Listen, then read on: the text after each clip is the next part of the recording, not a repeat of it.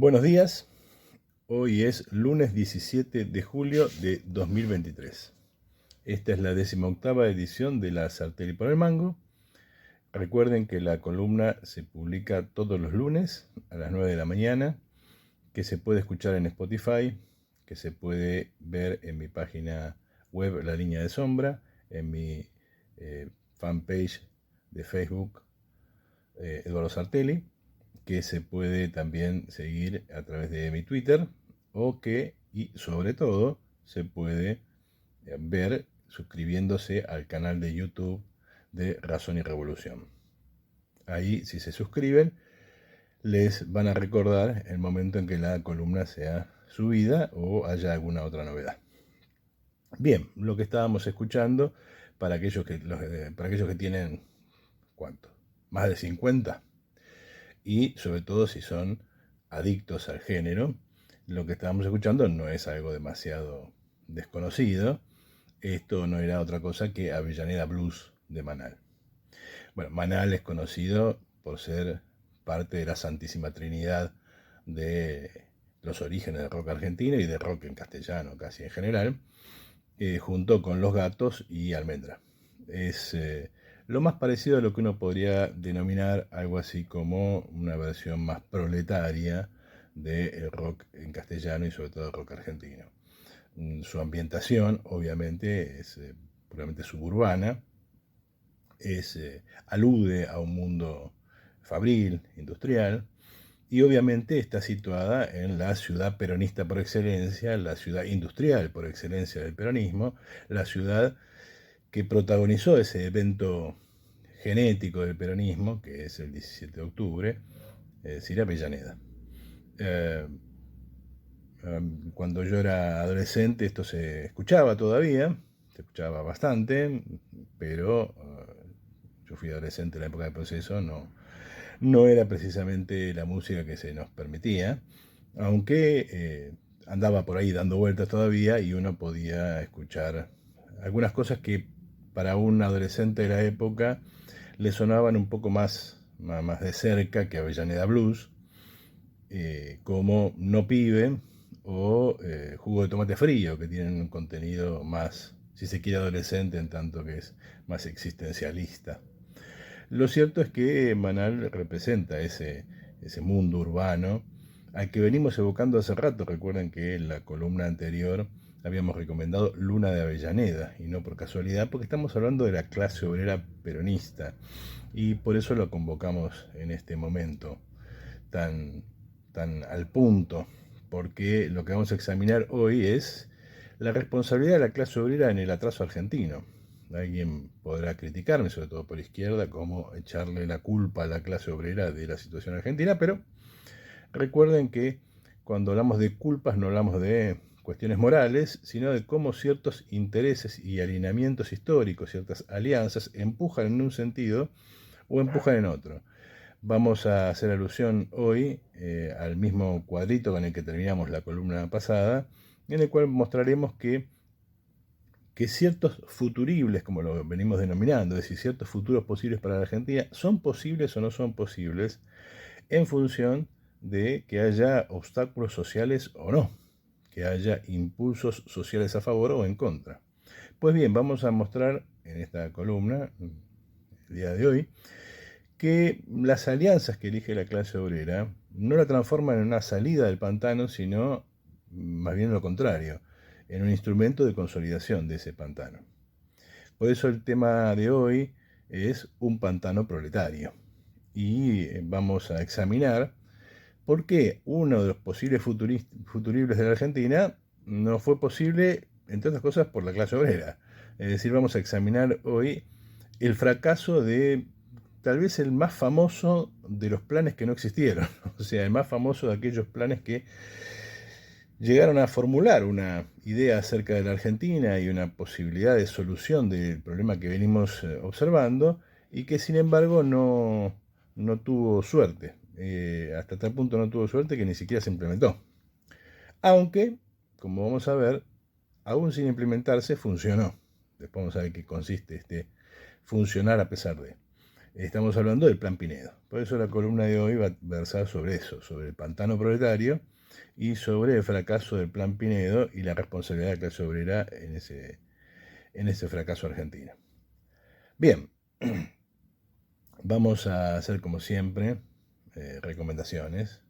Recuerden que estamos examinando la propuesta de la Biblioteca Militante de Ediciones R&R y que en esta ocasión le toca el turno a una nueva colección, la colección Problemas Contemporáneos. Esa colección de problemas contemporáneos busca examinar lo que su nombre indica, es decir, algunos problemas muy específicos que impactan en la sociedad mundial en forma notoria, en forma de parteaguas de situaciones, de relaciones de fuerza, etcétera, etcétera, etcétera, o que recuperan ciertas experiencias que en la conciencia mundial tienen un lugar permanente.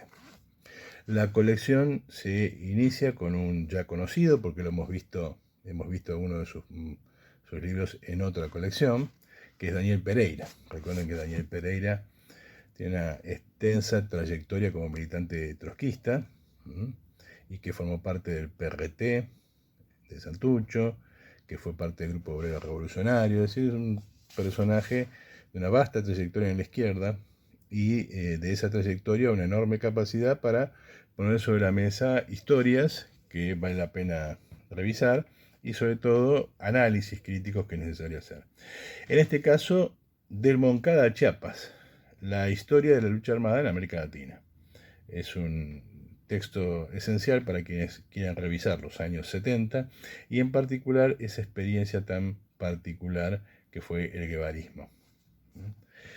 El segundo volumen es un texto que tiene que ver con algo que cuando lo editamos no era necesariamente algo demasiado presente, aunque valía la pena pensar, pero que ahora indudablemente está sobre la mesa, en la medida en que hay en marcha una especie de neomacartismo, un neo-anticomunismo, sobre todo un neo-anticomunismo cultural. Entonces piensen en el ascenso del mundo libertario y el ascenso de esas ideas que pretenden combatir la cultura de izquierda en nombre de una supuesta civilización occidental y cristiana que cuando uno la examina es archiconservadora y ultraderechista, cercana casi al nazismo. Y sobre todo las cosas muy antisurda como ese lenguaje suele proponer en vez de hablar de un modo un poco más neutro, ¿no?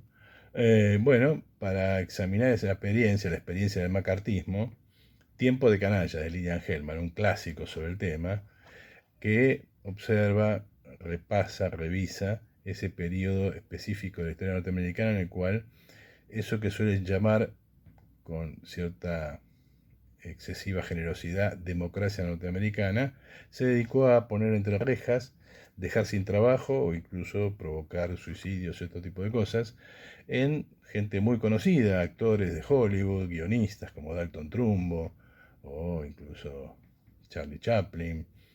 Recuerden, véanse si quieren la película de Woody Allen, El testaferro, y ahí verán que era el macartismo. Van a ver que está muy presente en la actualidad. El volumen 3 se trata de un examen de un caso específico, de una historia nacional específica, muy interesante para argentinos, para poder ver siempre en la experiencia de otros una confrontación con la experiencia propia. Se trata de México, otro capitalismo fallido. México es un caso muy interesante, por muchas razones, en particular por su alta integración a los Estados Unidos. Alejandro Valle Baeza y Gloria Martínez González nos proponen una mirada atenta sobre esa experiencia. Y por último, por esta parte, porque la colección de problemas contemporáneos tiene 8 o 9 volúmenes, el volumen 4, los otros 5 los veremos en la próxima, corresponde a Roberto Montoya, La impunidad imperial, un texto que examina la invasión norteamericana a Irak y Afganistán. Es muy interesante para recordarles a los libertarios que se la pasan hablando de los crímenes del comunismo, las cosas que hace su país favorito. Bien, Por supuesto, no los voy a dejar ir sin proponerles que vean, además del dormirón, como ya se propuse, en relación a esta columna, un par de películas que me parece que vienen muy al caso y que tienen que ver con la clase obrera. La clase obrera en Argentina no es objeto de demasiada preocupación filmográfica. Por lo general, cuando vemos o escuchamos o hablamos sobre el arte y la vida social en la Argentina, en particular el cine, siempre se refieren a la clase media. En relación a la clase obrera no hay tanto.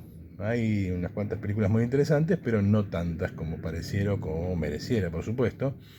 Y mucho menos cuando se trata de episodios de lucha, porque vamos hoy a hablar de la lucha de la clase obrera parcialmente en relación al tema que estamos siguiendo, no una historia especial de la lucha de la clase obrera.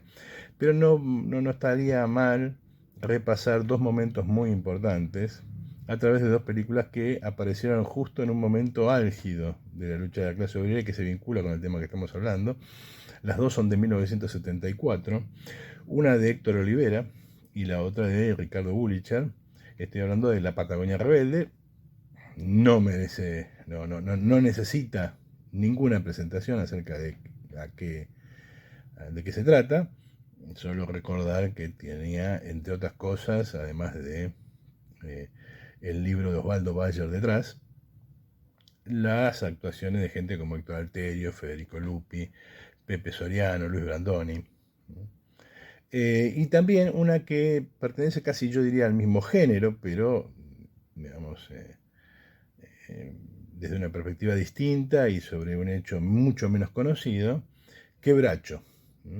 También donde participa casi el mismo staff. Ahí también en Quebracho están Héctor Alterio, Osvaldo Bonet, Pelinkowski, Lautaro Murúa, grandes actores que cuentan la historia de la explotación del tanino en la Argentina y a partir de ahí una historia casi del sindicalismo en la Argentina. Obviamente con una perspectiva que tal vez no sea la de uno, pero que vale la pena repasar. Bien. Volvamos a lo nuestro entonces ahora. Futuribles. Estamos hablando entonces de futuros posibles para la Argentina. Estamos hablando de los problemas planteados por gente que entiende que la industrialización es un elemento clave de la Argentina. Es decir, todo el mundo reconoce un pasado relativamente bueno, razonablemente bueno, muy bueno o excelentemente bueno, según la perspectiva o el énfasis con el cual se recuerda la etapa de historia argentina anterior a 1920-1930. De la misma manera, hay cierto consenso que el futuro de la Argentina no puede ser simplemente el de un país agrario. Vamos a ver, en algún momento vamos a volver a examinar la experiencia y la lectura de la historia que hacen los liberales, y vamos a ver que esta expresión, la Argentina tiene que ser industrial, no necesariamente es algo que concuerdan con lo que concuerdan todos. En algún momento vamos a volver sobre las ideas de gente como Grabois y otros, como suelo llamar yo, hippies del bolsón, y vamos a ver que esta perspectiva liberal según la cual la industria no es necesaria para el futuro argentino es compartida por gente que se ubica en el espectro político mucho más a la izquierda. Bien, lo cierto es que entre la mirada liberal y la mirada, si se quiere, digamos, hobbit, ¿eh? Hay un enorme arco muy amplio que va desde el liberalismo hasta la izquierda, que coincide en este punto. El futuro de la izquierda tiene que ser, el futuro de la Argentina tiene que ser industrial. Cualquier futurible, en realidad lo que se está planteando es cómo resolver el problema de una sociedad que no alcanzó a ser industrial sin dejar de serlo, es decir, sin dejar de tener una industria. Ya vimos algunos problemas planteados por industrialistas muy tempranos, ¿no? Como Alejandro Bunge, y señalamos cómo las propuestas de Bunge chocaban con un obstáculo muy claro. Por eso la columna anterior la dedicamos a el problema de las pymes como obstáculo social al desarrollo industrial. Acá vamos a ver lo mismo, vamos a ver cómo la propuesta industrial que nos ofrece gente como, como Federico Pinedo es una propuesta que choca contra un obstáculo social, en este caso la clase obrera. Vamos a ver por qué. Entonces, este asunto de los obstáculos sociales es muy importante. Hago una mera digresión momentánea. Todo proyecto político siempre choca contra la realidad.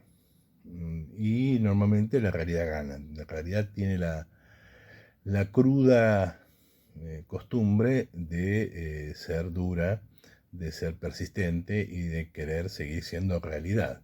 Con lo cual uno puede pensar las cosas más hermosas o las más estúpidas o las más geniales, pero si no encuentra en la realidad social fuerzas sociales que puedan empujarlas, por el contrario, si se encuentra con fuerzas sociales que se oponen, lo que va a resultar es otra cosa. Uno puede ver un ejemplo, un ejercicio de esto en un libro muy famoso de Tulio Alperindongui, Una nación para el desierto argentino, allí donde describe los diferentes proyectos de diferentes intelectuales que pensaban en Argentina en un sentido u otro y que todos ellos se encontraban con límites en la realidad que iba seleccionando hasta llegar a, según Alperín, ninguno que se realizara. Una lectura distinta podría mostrar que hay uno o dos que tienen posibilidades, uno podría decir Alberdi y Sarmiento, e incluso gente que lo corporizó, digamos, Julio Argentino Roca.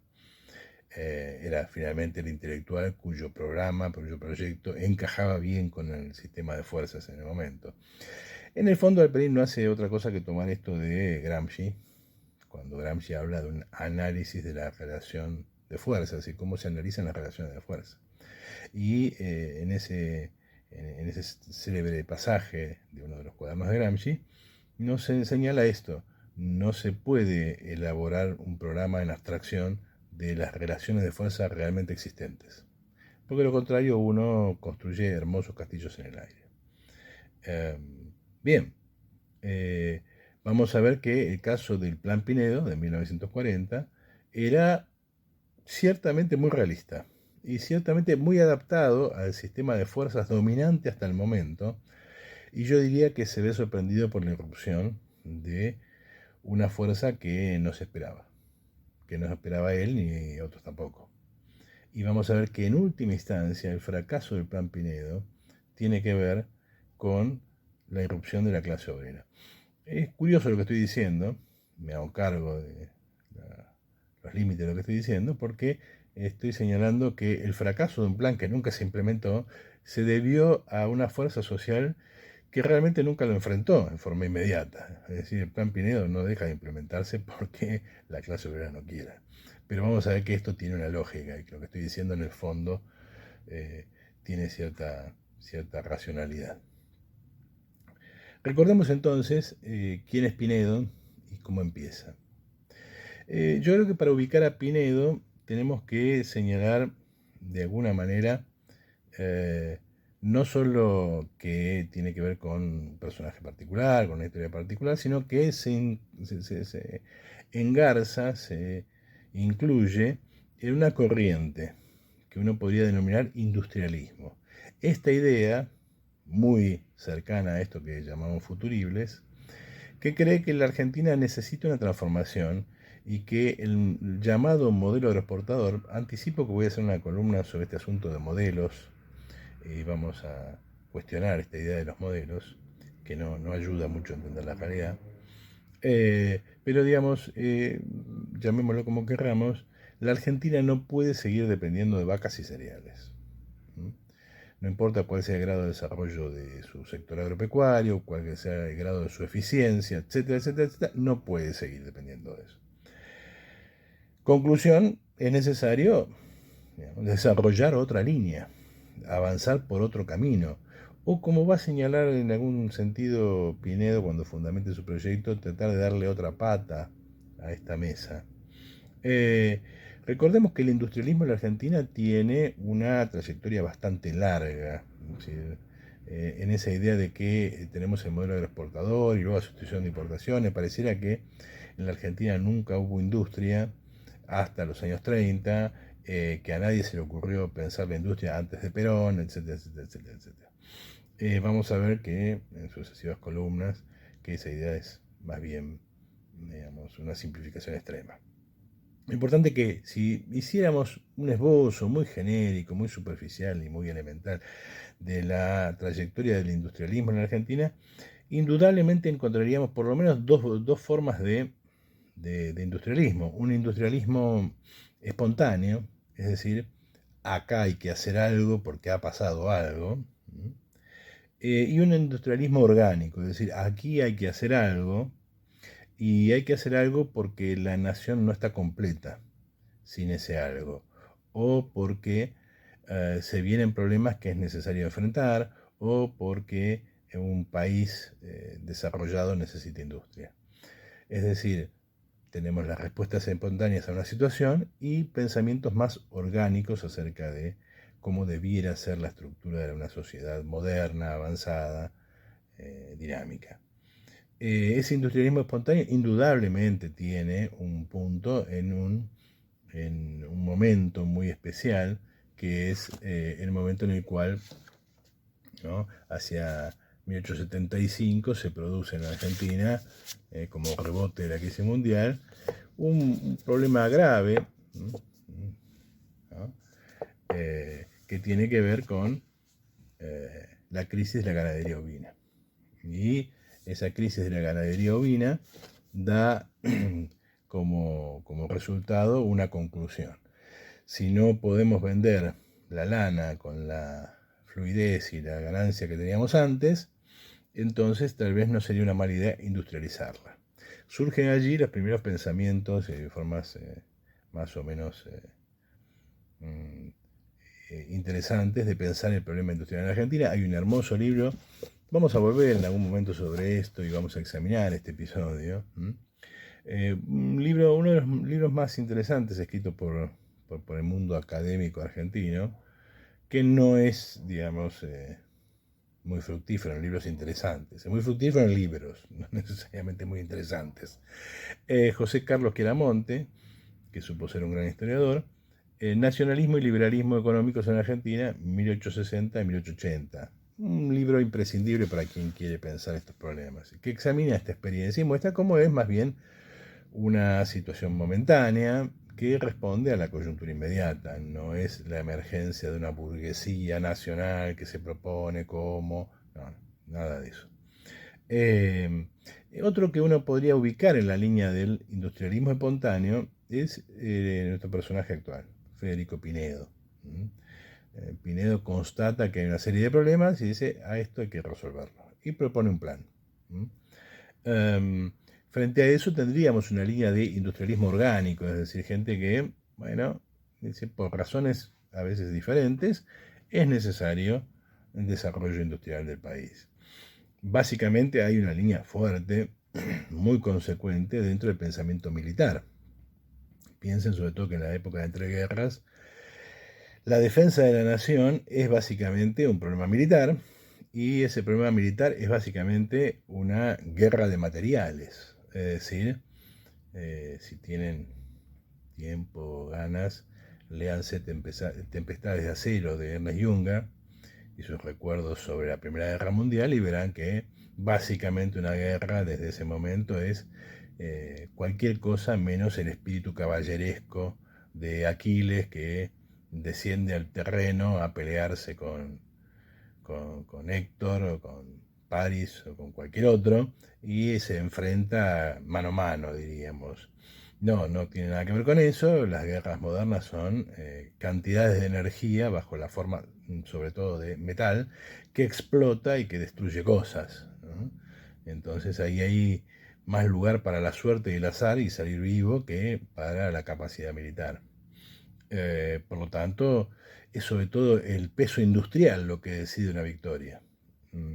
Es la capacidad de poner tanques, de poner armas, de poner municiones en el terreno, de poner submarinos, de poner cosas hechas de hierro que sean capaces de explotar o producir explosiones.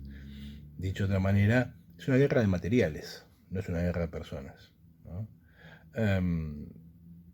Bueno, eso es lo que hace que, digamos, muchos militares estén muy preocupados por el escaso desarrollo industrial de la Argentina, sobre todo en eso que aparece como el corazón de la guerra de materiales y por lo tanto va a aparecer como el corazón de la industria en general, es decir, la industria pesada, el acero.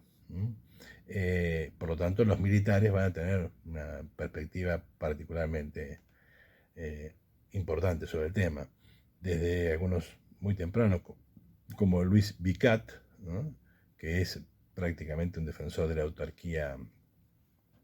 autarquía industrial, hasta el propio Perón, más preocupado por cuestiones sociales, pasando por gente, digamos, celebérrima en este mundo de la industria argentina, como Mosconi o Savio.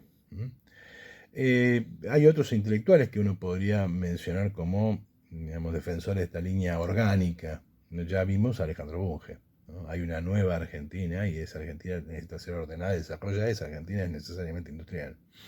Obviamente la UIA y los defensores de intereses particulares que tienen su corazón en la industria necesariamente encontrarán alguna forma de justificar lo que en última instancia no es más que su propio negocio. Probablemente hay que esperar hasta el desarrollismo para encontrar una línea, digamos, consecuentemente industrial desde el vamos, ¿no?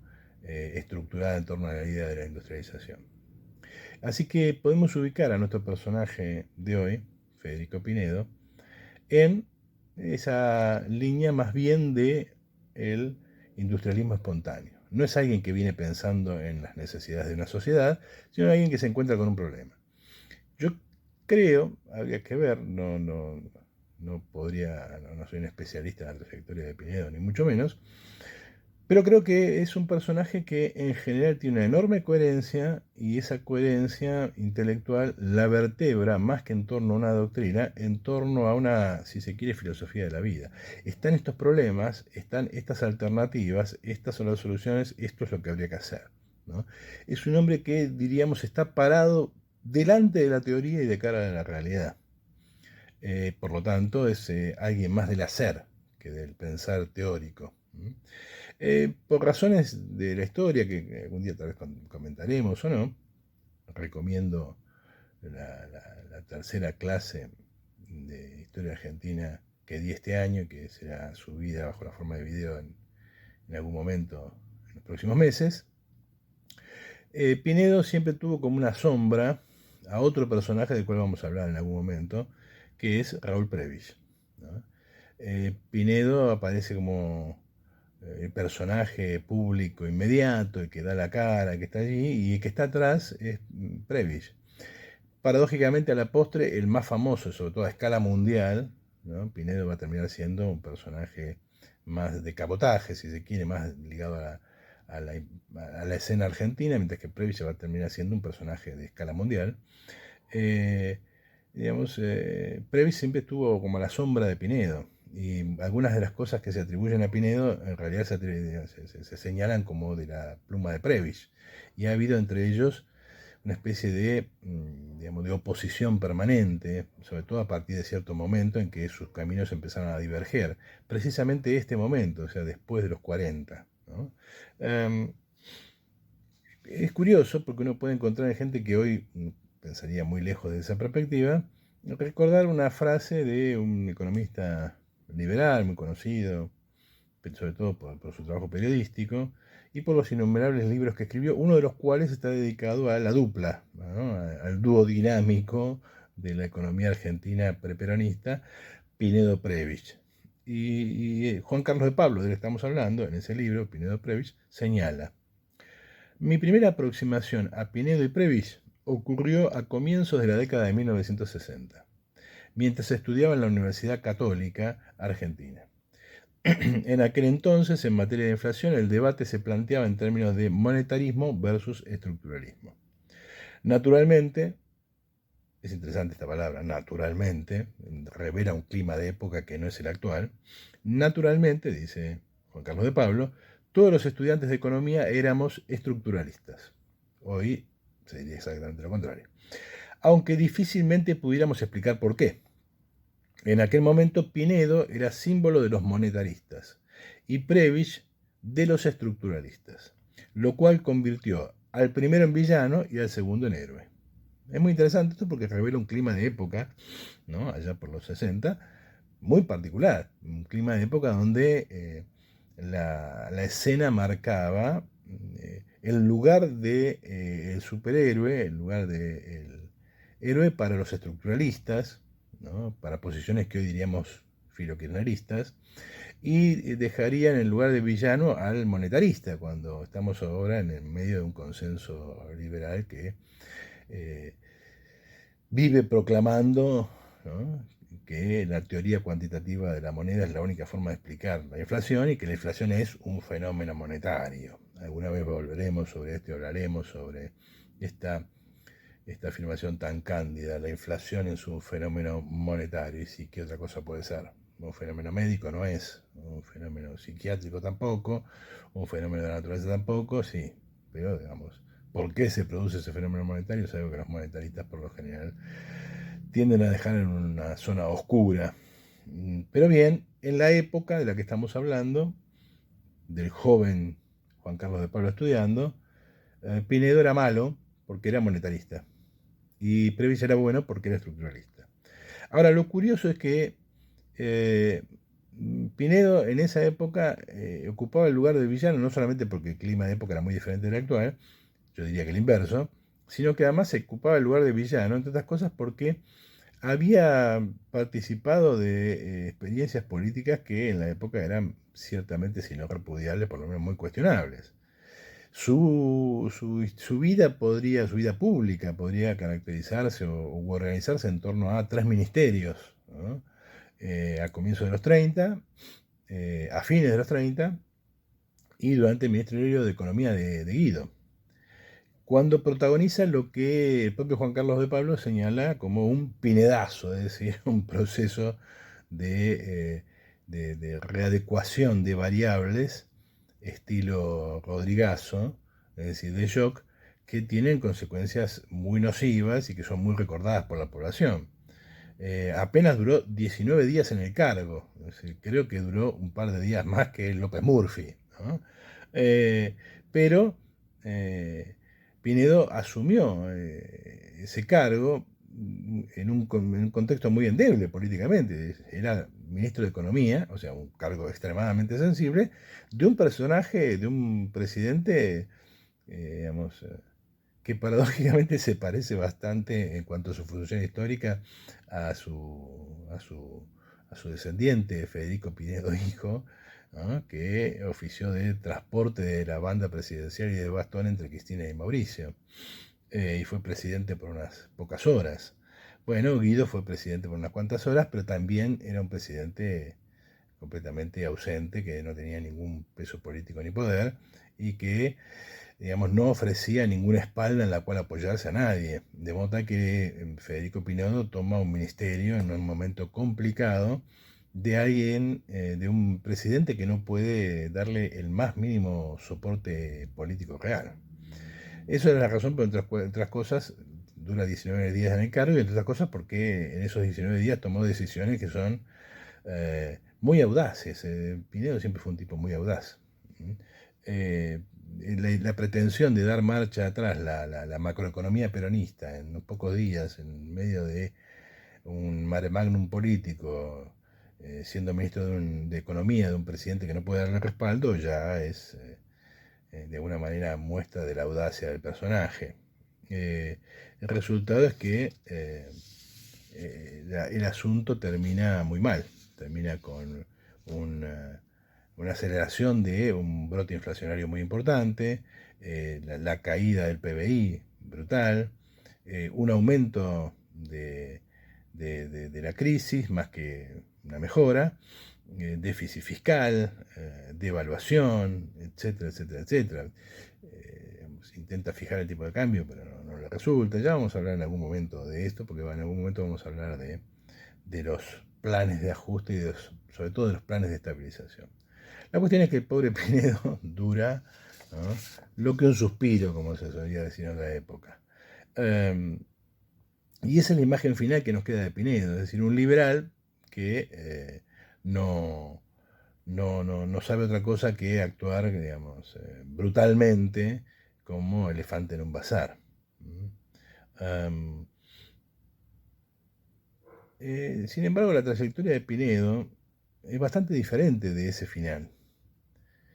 Bastante diferente y al mismo tiempo, en el fondo, es parecida, porque Pinedo siempre fue un liberal, digamos, un liberal ilustrado, un liberal muy consecuente, un liberal al fin, pero que toma decisiones que ningún liberal actual reconocería como propias del liberalismo. Es decir, era alguien bastante desprejuiciado a la hora de si los hechos coincidían con cierto canon religioso de principios de tal o cual doctrina. De hecho, Pinedo nace dentro del socialismo. Pinedo viene de una familia de prosapia, es decir, su abuelo peleó en las guerras de independencia y fue general de Rosas. Por parte de su madre estaba vinculado a Cornelio Saavedra y descendía a partir de allí de gente como Hernandarias o Juan de Garay. Es decir, Pinedo está en el corazón de la patria, por decirlo así. Su padrino de bautismo fue otro personaje histórico muy importante, Bernardo de Irigoyen. Fue abogado y se dice que leyendo, entre otras cosas, el origen de la familia y la propiedad del Estado de Engels, y gracias a su vinculación con socialistas de Tomaso, a los 18 años entra en el socialismo. Y es interesante el párrafo en el cual él declara cómo produce semejante salto político de una familia relativamente acomodada y con una prosapia muy burguesa aristocrática, termina donde termina. Entonces señala don Federico: abracé el socialismo, no obstante el medio en que nací y en que me formé, porque estaba convencido de que la organización social capitalista, con toda su enorme superioridad con respecto a las sociedades anteriores, podía ser reemplazada con ventaja por una sociedad en que la producción estuviera organizada sobre la base de la propiedad común de los medios de producción. Si revisamos cada una de las palabras, nos vamos a dar cuenta que estamos hablando de alguien que sabe de qué está hablando. Es decir, no fue un socialista, digamos, por la galería. No, fue un socialista que evidentemente tenía muy en claro de qué estaba hablando. Es decir, se hizo socialista por una cuestión práctica. Esta sociedad capitalista, digamos, muy eficiente, lo que se quiera, pero hay una forma mejor de organizar la vida. Y esa forma mejor de organizar la vida es la base de la propiedad común. El comunismo para este joven Pinedo aparecía como una solución mejor. En vez de estar basada en la tenencia privada de los medios productivos. Fíjense que Pinedo habla de medios de producción, o sea, habla con cierta propiedad técnica, no está hablando de... Los medios, la propiedad privada, dice, me parecía, como lo enseñaban los grandes autores socialistas, a los que leyó todos, no solo una fuente de injustos privilegios de los propietarios y de la explotación de las masas desposeídas, sino un motivo de anarquía y despilfarro de la riqueza social. Miren qué interesante. Es decir, cuestiona al capitalismo no solo por su evidente producción de injusticias, sino porque como sistema económico productivo es ineficiente, es anárquico y despilfarra la riqueza.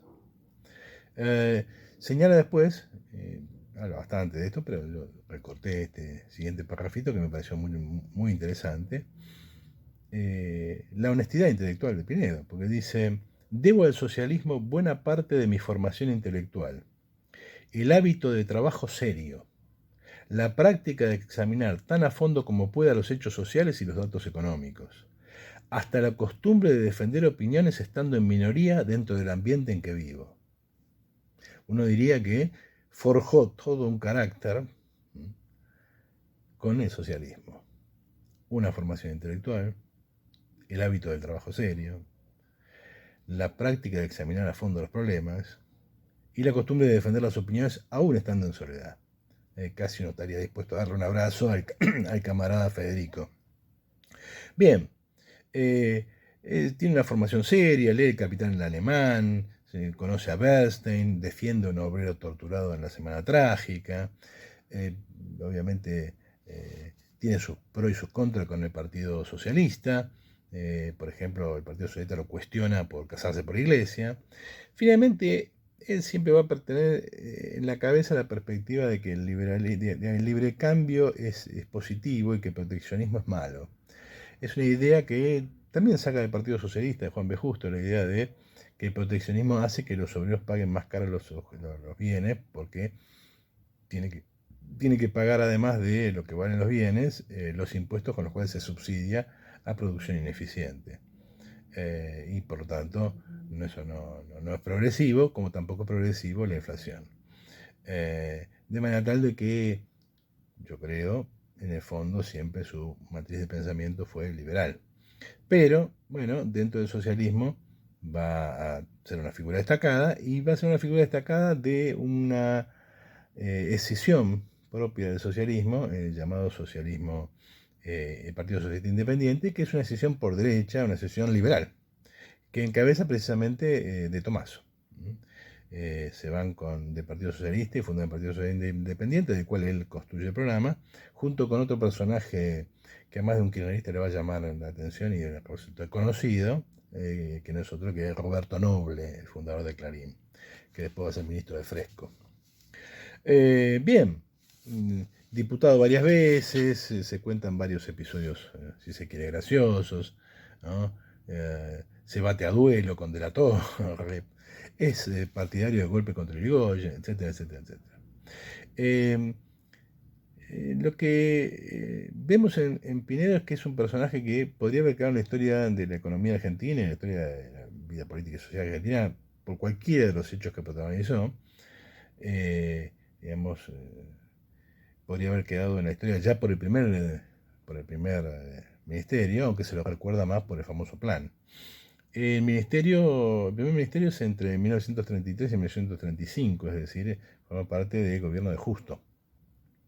Y forma un equipo con nombres que después van a sonar mucho, no solamente por ellos mismos, sino incluso por su prosapia, ¿no? El equipo de Prebisch el equipo de Pinedo incluía al famoso Raúl Prebisch, a Walter Klein, ¿no? Después vamos a conocer a un tal Walter Klein, hijo, a Máximo Alemann, después recuerden a Juan y Roberto Alemann, o a Felix Bale, un personaje curioso, del cual vamos a hablar en algún momento, un dueño de, de una de las grandes fortunas de la Argentina, que termina en Alemania siendo marxista, financiando al Instituto de Frankfurt y cosas por el estilo. Escribió un libro muy interesante que se llama El laberinto argentino, después vamos a ver alguna vez algo. ¿Qué es lo que hizo en su primer ministerio? Y piensen lo siguiente, si uno continuara con esa idea hasta cierto punto bastante disparatada, pero a veces relativamente justa, de atribuirle a un ministro algo así como salvar al país de una crisis, bueno, Pinedo es uno de los que podría arrogarse ese derecho a ser él, que sacó a la Argentina de la crisis del 30, porque le tocó operar en ese contexto. Y en ese contexto tomó una serie de medidas que no encajaban con lo que pensaba antes y sobre todo no van a encajar con lo que pensaba después. Pero él es un hombre de la crisis, del momento, de la situación. Acá hay que hacer algo. Y el tipo va y hace. ¿Y qué hace? Reestructura la deuda pública interna, la deuda pública externa, rescata a los productores rurales con el Banco Nación, lleva adelante un plan de obras públicas, organiza todas las juntas reguladoras que van a organizar el mercado argentino de casi cualquier cosa durante los próximos 40 años. La Junta Nacional de Grano, la Junta Nacional de la Carne, la Junta Nacional de la Vitivinicultura, la lechera, la yerba mate. Hace una reforma impositiva, crea el impuesto a los réditos, o sea, la primera versión del impuesto a las ganancias. El impuesto a en realidad el impuesto a los réditos es un poco anterior a Pinedo, pero está, digamos, influido por y está llevado adelante por gente de su equipo, y además él lo va a tomar como propio. es el creador del IVA, ¿no? El impuesto a las ventas, ¿no? A la renta agraria, es el que organiza la primera forma de coparticipación federal y crea el impuesto a las herencias, o sea, una enorme reforma impositiva que va a marcar toda la historia argentina posterior. Hace una enorme reforma financiera, es decir, crea el Banco Central. Reemplaza la caja de conversión de Roca, ¿no? Obviamente se acabó el sistema de patrón oro y por lo tanto hay que buscar otros mecanismos para manejar los problemas monetarios, ¿no? Y entonces crea el Banco Central, que tenía como función la regulación del crédito y el mantenimiento de un volumen monetario adecuado a las necesidades. El Banco Central se va a nacionalizar mucho después, en el 46. El Banco Central que conocemos hoy no es el de Pinedo, que estaba más en manos privadas. Va a crear el Instituto Movilizador de Inversiones Bancarias para sanear las cajas de los bancos estaban todos quebrados, y movilizar activos, es decir, había un montón de activos en manos del Estado, de gente que no podía pagar deudas y quebraba, y va a resolver todo un problema bancario extremadamente complejo. Es decir, Pinedo de alguna manera es el tipo que vuelve a colocar a la Argentina sobre su eje después del choque de la crisis del 30, ¿no? Y marca con todas estas medidas todo lo que viene después. O sea, la Argentina que viene después se hace sobre estas bases. Cuando Perón, por ejemplo, toma el Banco Central como un instrumento de política económica activa, va a nacionalizar el Banco Central de Pinedo, por ejemplo. Ahora, este Pinedo ya se hubiera con todo esto ganado un lugar en la historia argentina, porque es, digamos, el reestructurador del capitalismo en Argentina. Pero ya ocupa el lugar de gente como Keynes o el primer gabinete de Roosevelt, es decir, ocupa el lugar de aquel que se hace cargo de la crisis y organiza respuestas muy originales para el momento. Muy originales para el momento porque, bueno, es una situación muy excepcional. Se ha desplomado el mercado y hay que reconstruirlo. Ahora, el Prebisch que nos interesa a nosotros es el Prebisch del segundo ministerio, ya como ministro de Castillo. Y él que elabora un famoso plan, famoso retrospectivamente. Son esas cosas de la historia. Probablemente si la Argentina hubiera despegado como país industrial, nadie recordaría el Plan Pinedo. Habría que buscarlo en los libros de historia, tal vez. Hoy se recuerda el Plan Pinedo sobre todo por quienes buscan, digamos, construir una Argentina futura y tratan de entender las cosas que podrían haber pasado. Es decir, por quienes se preocupan por esta idea que tenemos en esta columna de ver futuros posibles para la Argentina, porque evidentemente el Plan Pinedo indicaba un futuro posible para la Argentina. Obviamente, otra vez, su sombra, ¿no?, aparece también como responsable del plan. Si muchas de las medidas que se le atribuyen a Pinedo en la década del 30 suelen también atribuirse a Prebisch, como que Pinedo era el personaje que daba la cara y Prebisch era el cerebro detrás de todo esto. Y también se suele decir algo parecido del plan Pinedo, o sea, como podríamos hablar del plan Prebisch, pero en realidad, digamos, pasó a la historia, creo que con justicia, bajo el nombre de plan Pinedo. Es un plan que no se aplicó nunca. Es un plan que no se aplicó nunca porque Pinedo lo propuso y no fue aprobado. No fue aprobado sobre todo por la oposición del radicalismo.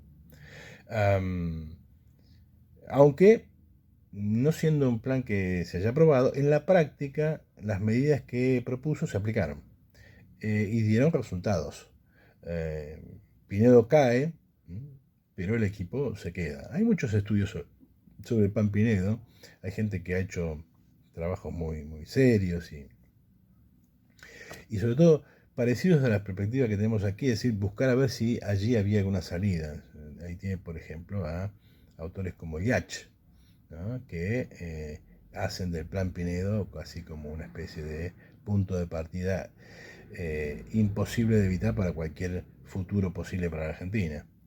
A mi juicio, y no porque sea miembro de RIR y del CX, el mejor texto es el de Marina Cabat, cuyo título están viendo ahora en pantalla, que examina precisamente cómo el Plan Pinedo, no habiendo sido aprobado, se ejecutó. Se ejecutó en la práctica. Entre otras cosas porque Pinedo se va, pero su equipo, el equipo de Pinedo, Previch y compañía, se queda. Y sigue manejando resortes importantes de la economía. Tanto Liach como un autor liberal como Díaz Alejandro consideran el Plan Pinedo como una política de industrialización alternativa al peronismo. Y por eso la miran con cuidado, con ganas, porque la industrialización peronista, ya vimos la semana pasada algo sobre eso, evidentemente tiene flancos muy débiles. Ese flanco, el flanco más débil es la incapacidad para exportar, su mercado internismo cerrado. Precisamente la clave del Plan Pinedo es la de encontrar una vía para exportar, para desarrollar la industria con capacidad exportadora. Si eso hubiera triunfado, evidentemente no estaríamos hoy hablando de una crisis por falta de divisas. En la actualidad la Argentina tiene una de sus tantas crisis por un déficit del sector externo, es decir, porque no entran suficientes divisas para sostener las importaciones del mundo industrial. Entonces el Plan Pinedo se vuelve como un antecedente, una forma de pensar el problema muy interesante, precisamente porque de haber triunfado habría resuelto el problema en el que estamos.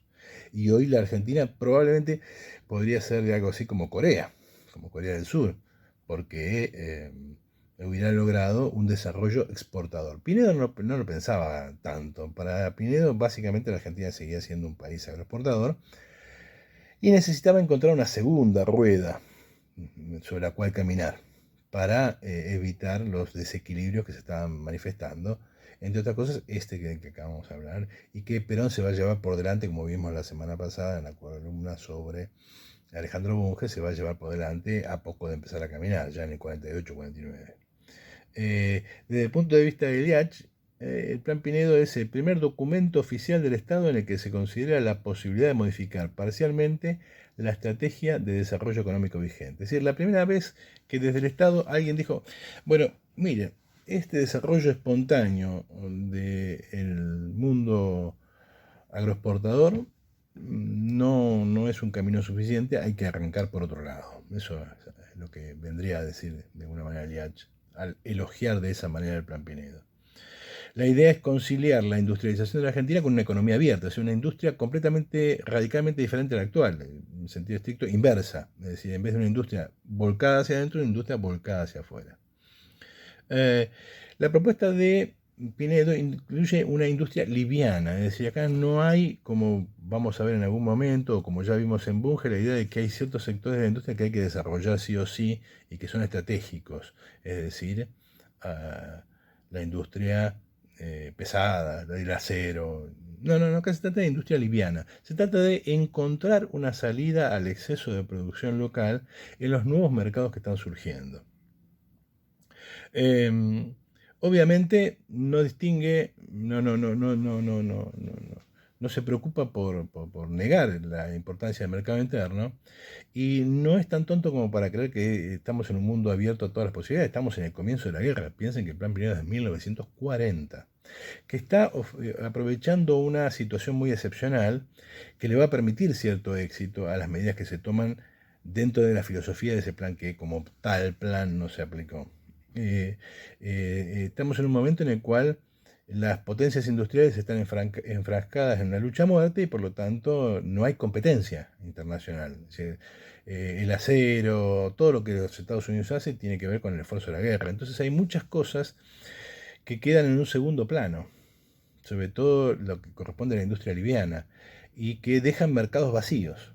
Entonces la Argentina va a alcanzar un grado de exportación industrial, un porcentaje de exportación industrial muy importante hacia fines de la guerra, precisamente aprovechando esos mercados que quedan vacantes, sobre todo los mercados latinoamericanos. Argentina llega en ese momento a exportar casi del total de exportaciones, llega a tener un 19% de exportaciones industriales, lo cual para esa época era muchísimo y todavía sigue siendo un porcentaje muy alto. Se trata de industria liviana para desarrollar materias primas nacionales. Hay toda una discusión en el industrialismo que estamos revisando, en torno a si se trata de desarrollar la industria con materias primas locales o con materias primas importadas, si hay que hacer alguna distinción entre industrias naturales, es decir, las que brotan de lo que la Argentina puede producir, o las industrias artificiales, es decir, aquellas que se producen en abstracción del contexto. Para dar un ejemplo, toda la industria japonesa, si se quiere, es industria artificial porque no brota de las capacidades productivas locales, es decir, no tienen hierro, no tienen materias primas y sin embargo las compran, las importan, las transforman y las venden. A eso se llamaba en la época una industrialización a partir de industrias artificiales. En cambio, lo que Pinedo está proponiendo es la industrialización a partir de la producción de materias primas nacionales. Estamos en un momento en que además está cambiando el mundo y donde aparece ya bastante claro algo que Perón se va a llevar por delante otra vez, que es lo siguiente. El mundo, la Argentina nace ligada a un mundo, al mundo inglés, como yo siempre suelo patotear a los nacionalistas. Inglaterra es la madre patria de la Argentina y la Argentina, como diría el Perín, es una viuda del Imperio Británico, y que si quería desarrollar una industria de exportación, debía competir con los Estados Unidos o ingresar al mercado norteamericano. Es decir, empezar a tener con los Estados Unidos una línea de complementariedad. Línea de complementariedad que en el mundo agropecuario es imposible porque Estados Unidos produce lo mismo que le produce Argentina y por lo tanto o no necesita importarlo o puede prohibir su importación o jugar sucio, digamos, y boicotear las importaciones de grano o de carnes argentinas en beneficio de su producción local. Es decir, el Plan Pinedo contenía la idea de que debíamos reinsertarnos en el nuevo mundo que se estaba armando. Lo que es interesante porque esto está formulado en el 40 y por lo tanto, digamos, Pinedo se está planteando, vamos a un mundo norteamericano, hay que poner un pie allí. La idea es entonces diversificar e industrializar exportaciones a partir de incentivos cambiarios, ampliar todo lo posible el mercado interno en el mismo sentido que Bunge, son ideas que están muy en la época, sobre todo a través de una unión aduanera con Brasil. Esto es muy interesante porque preanuncia el Mercosur, ¿no? Y la promoción del comercio con otros países de América Latina que aparecen a priori como inmediatamente mercados conquistables. La UIA lo apoyó este plan, obviamente. La sociedad rural más o menos. Los radicales lo voltearon. Como ya dije, por más que el plan no se formuló, ¿no? Se logró un desarrollo, digamos, relativamente interesante. El tema es que se acabó cuando se acabó la guerra, pero el acabarse la guerra tiene que ver con que, bueno, en algún momento la industria norteamericana va a empezar a poner condiciones en el mundo y en ese contexto, por una serie de razones de las que ya hablamos y que hablaremos más adelante, pero no ahora, la Argentina no encaja. La Argentina no se queda fuera del plan Marshall de facto que se implementa para países como Brasil, que participaron de la Segunda Guerra y que empiezan a tener con Estados Unidos una relación de familiaridad y de complementariedad más importante que la Argentina. ¿Cuál es el problema, el obstáculo principal que se lleva por delante el Plan Pinedo? Mejor dicho, la política que se deriva de las ideas contenidas en el plan que nunca se aplicó como tal plan, pero que funcionó en la realidad de facto. Por un lado, más exportación supone más importación y sobre todo importación de productos pesados en términos de su costo porque son productos industriales. Esa es una problemática que vamos a ver con Perón, con la historia posterior de Argentina hasta el día de hoy y sobre todo con eso que Prebisch va a teorizar como el problema del deterioro de los términos de intercambio. Más exportación significa producción de tecnología y por lo tanto significa, si uno quiere mantenerse al día, no solamente producir tecnología, sino sobre todo importarla, y ese es un problema. Obviamente, más exportación significa readecuaciones tarifarias.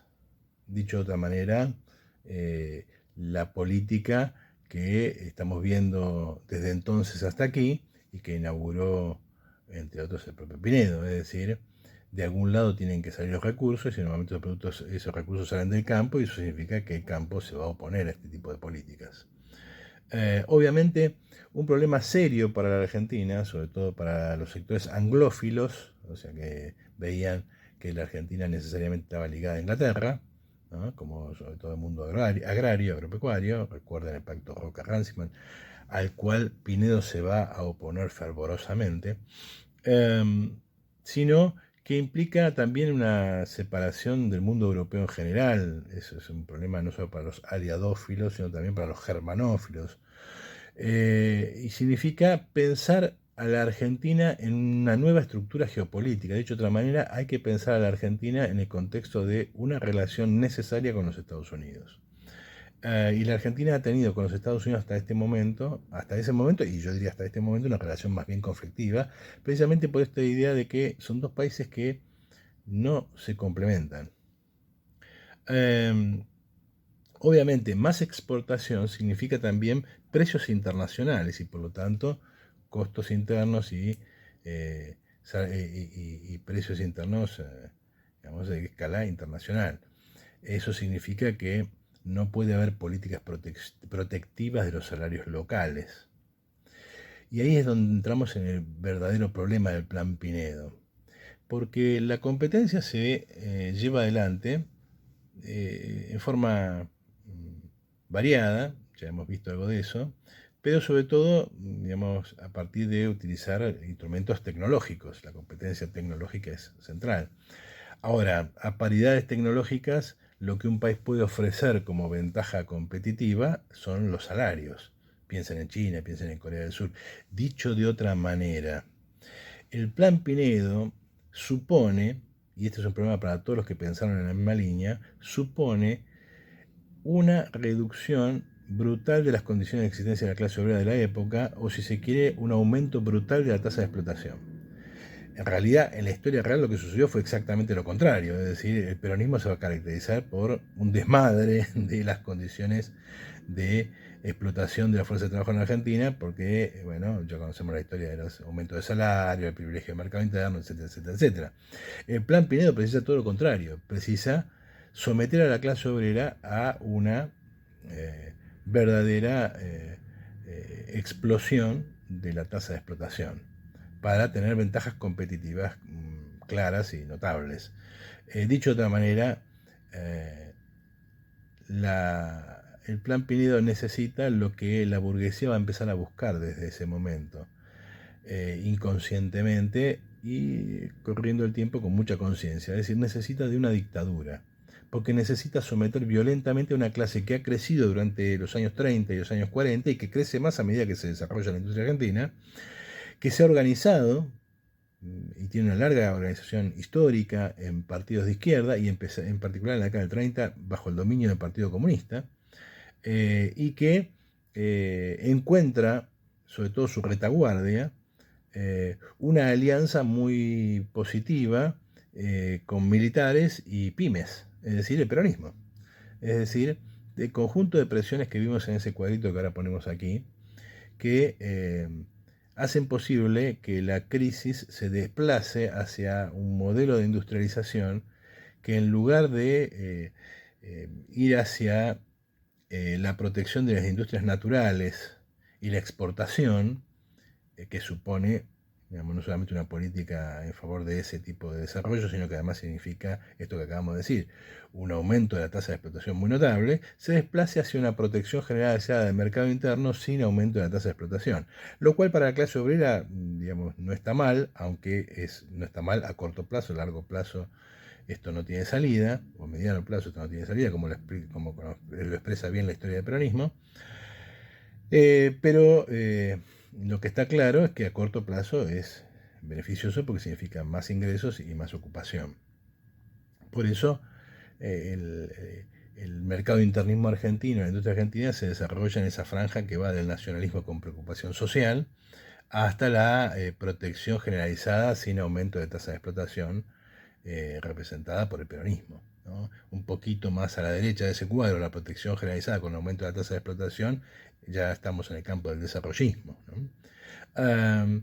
Entonces, El principal problema de un plan, de la filosofía del Plan Pinedo, es que presupone una derrota histórica de la clase obrera. Y vamos a ver que la historia futura de la Argentina se debate en torno a esa derrota histórica de la clase obrera, es decir, la idea de producir las condiciones para una industrialización acelerada de carácter mercado internista o en relación al mercado externo, que reproduzca de alguna manera la historia que van a vivir Japón, China o Corea del Sur. ¿Cuál es el problema entonces? Y que, como dijo alguna vez el economista radical Adolfo Canitrot, la clase obrera argentina tiene demasiado poder, o como lo dijo él gráficamente, se defiende como gato panza arriba. Y que por lo tanto la incapacidad de la burguesía para subordinar a la clase obrera y destruir sus condiciones de organización y por lo tanto aumentar bestialmente la tasa de explotación son muy limitadas. No lo pudo hacer ni siquiera Videla. Entonces, la clase obrera argentina bloquea esa salida, bloquea una salida a la Pinedo. ¿Cuál es el problema entonces que surge de allí? Es que frente a ese bloqueo de la salida Pinedo, está atada al peronismo. Es decir, está atada a una estrategia que construye, desarrolla, fomenta, aumenta el pantano. Es decir, una política que no va a ningún lado, un mercado internismo de corto plazo, que se alimenta de la propia Argentina, se come su futuro bajo la forma de deuda, de devaluación, etcétera, etcétera, etcétera. Y el problema entonces termina siendo este. ¿Cuál es la responsabilidad de la clase obrera, para volver al punto de partida y cerrar aquí? Que no se postula como dirección. Siempre va a la cola de una fracción burguesa, no tiene un programa propio de desarrollo. Es pura defensa corporativa, se defiende como gato panza arriba, pero nunca ataca como león. Puede bloquear cualquier salida, pero no es capaz de proponer ninguna propia. Esto nos lleva a una pregunta, que tal vez algún momento encararemos. ¿¿Milcíades Peña tenía razón? El famoso intelectual trotskista escribió un famoso artículo sobre la clase obrera argentina, en la cual la caracterizaba como quietista y conservadora. Y por lo tanto no cabía esperar una revolución de la clase obrera. Yo creo que se equivoca, y tengo escrito este texto que les estoy mostrando, y pueden encontrarlo en la línea de sombra. Yo creo que no, pero es cierto que, no siendo quietista, porque defenderse implica acción, no siendo conservadora, porque conservador es simplemente dejar la situación como está, y esta clase obrera siempre ha buscado mejorar sus condiciones de existencia, bien que dentro siempre del capitalismo. Es cierto que esta clase obrera no ha sido capaz hasta ahora de plantearse una salida propia, es decir, una salida socialista. Plantear una ruptura de este pantano, construyendo otra Argentina sobre otras bases. Lo trágico, si se quiere, es que esta es la única clase social que puede hacerlo. Esta es la única clase social que tiene esa potencialidad. Y mientras no se decida hacerlo, vamos a seguir estando como estamos. Si se quiere, está en las manos del proletariado argentino el rescate de la Argentina, y está en las manos del proletariado argentino el hundimiento de la Argentina. Ese hundimiento paulatino, como esa decadencia que vemos de ese mundo suburbano, ejemplificado esa imagen del coloso de Avellaneda, peronista, oxidado, que ayuda a pensar en un mundo postindustrial de decadencia, del cual la Argentina no va a salir, del cual la Argentina no va a emerger como un país vivible, todo lo contrario, va camino a su disolución. De alguna manera, ese coloso de Avellaneda encaja bastante bien en esa mirada melancólica, triste y hasta cierto punto desesperanzada de Avellaneda Blues. Hasta la próxima.